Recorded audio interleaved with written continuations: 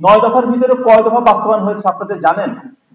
9 দফার ভিতরে আমি খুব খেয়াল করে দেখেছি যেগুলো খুব ইনস্ট্যান্ট এবং খুব সহজে করা যায়, মানে খুব মানে বুঝ দেওয়া যায় আমাদের ভাষায়, সেটা করা হয়েছে। যেমন হচ্ছে যে ফুটওভার ব্রিজ করার কথা ছিল, রাইট, সেটা আন্ডারপাস হয়েছে, এই কারণটা করে ফেলা যায়। তারপরে হচ্ছে যতটুকু মনে পড়ে স্পিড ব্রেকার দেওয়ার কথা ছিল, সেটা করা হয়েছে। চালকের শাস্তি কিন্তু করে নাই কোন দুইটা জানেন?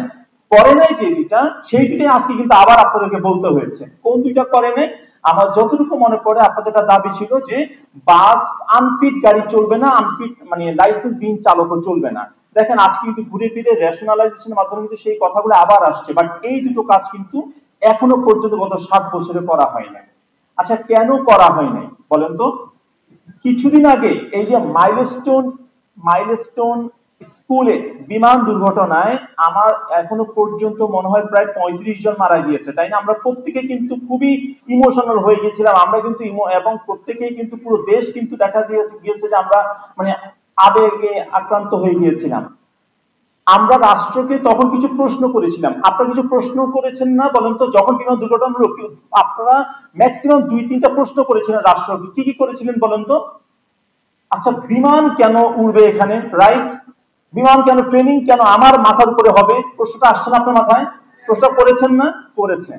আবার আপনার দ্বিতীয় প্রশ্ন ছিল, আচ্ছা তাহলে ভাঙাচোরা বা পুরনো বিমান কেন ভাই আপনি আমার মাথার উপরে চালাবেন? এটা তো করেছেন। অনেকগুলো কেন প্রশ্ন করেছেন।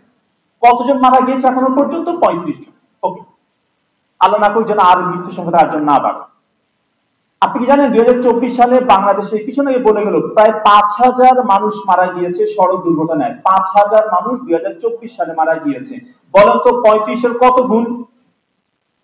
প্রায় 150 গুণ। গত 1 বছরে প্রায় 150 গুণ মানুষ মারা গিয়েছে।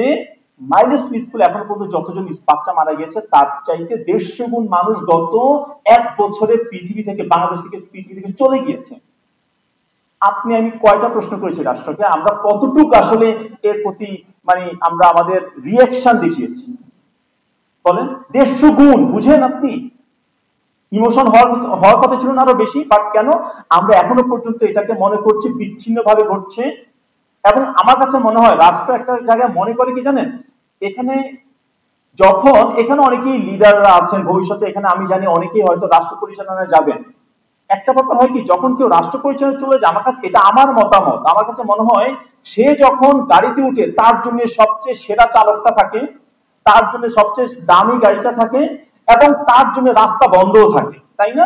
অন্যরা জ্যামে পড়ে থাকে, তার জন্য ফ্রি এক্সেস দেওয়া হয়।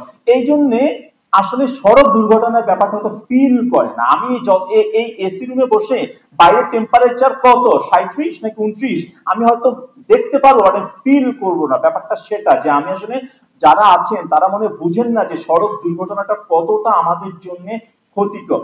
হ্যাঁ, একটা ভালো ইমপ্রুভমেন্ট আমি বলবো নিরাপদ সড়ক আন্দোলন। তারা দেখেন 9 দফা, আমি বলবো 9 দফাটা ছিল অনেকটাই স্পটে করা, কিছুটা কাঁচা, বাট 9 দফা থেকে আজকে তারা এত সুন্দর একটা প্রেজেন্টেশন দিলেন আপনারা, আমি বলবো খুব ইনডেপথ একটা কিন্তু অ্যানালাইসিস করে কিন্তু আপনারা দিয়েছেন। আমি মনে করি এই ইমপ্রুভমেন্ট আপনাদের ধরে রাখতে হবে। 1, 2 হচ্ছে যে রাষ্ট্রের কাছে কিছু প্রশ্ন করেন। এই যে 7 বছর পূর্তি হলো, খুব বেশি দীর্ঘায়িত করবো, 7 বছর পূর্তিতে আপনারা খুব সুন্দর একটা চাওয়া পাওয়া দিয়েছেন। আমি আশা করি আরো 5 বছর পর নিশ্চয়ই 1 যুগ পূর্তি করবেন, নাকি ইচ্ছা আছে?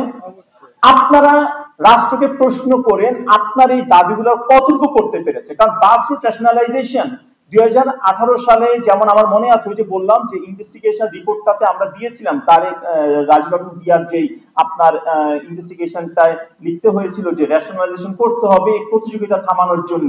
18 থেকে 7 বছর পরে এইটা এখনো পর্যন্ত হয় নাই, এটা কবে হবে জানি না। এবং এটা উদ্যোগ শুরু হয়েছে আরো আগে থেকেই। তাই যারা রাষ্ট্র পরিচালনা আসবেন, এখানে একটা সুবিধা হচ্ছে, এখানে অনেকেই আছেন, আমি আশা করি, আমি দোয়া করি আপনারা রাষ্ট্র পরিচালনায় যান।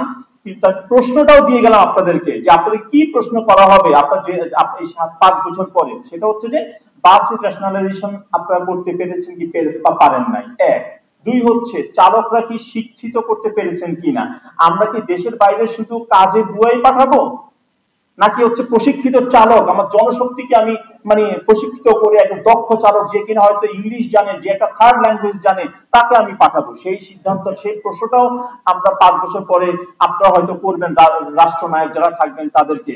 প্রশ্নটাও আমি ওপেন করে দিয়ে গেলাম যে এই প্রশ্নটা আপনারা কেন উত্তরটা নেবেন, যে করতে পেরেছে কি তা পারে নাই। এবং আইনের কথা বলে ডেফিনেটলি আইন ছাড়া কোনোভাবেই আপনার এখানে একটা এক্সাম্পল দিলেন ইউএসএ, দেখেন কি সুন্দর করে তাকে ফলো আপ করা হয়েছে। এই 3টা বিষয় আমাকে প্রশ্ন আপনারা আশা করি আরো 5 বছর পরে একযুগ পূর্তিতে একটু সময় দেন, কাজটা করুক, আপনারা লেগে থাকেন প্রেশার গ্রুপ হিসাবে, এবং এই প্রশ্নগুলো আমি ওপেন করে গেলাম, আপনারা জিজ্ঞেস করবেন 1 যুগ পরে। ধন্যবাদ সবাইকে, আসসালামু আলাইকুম, ভালো থাকবেন।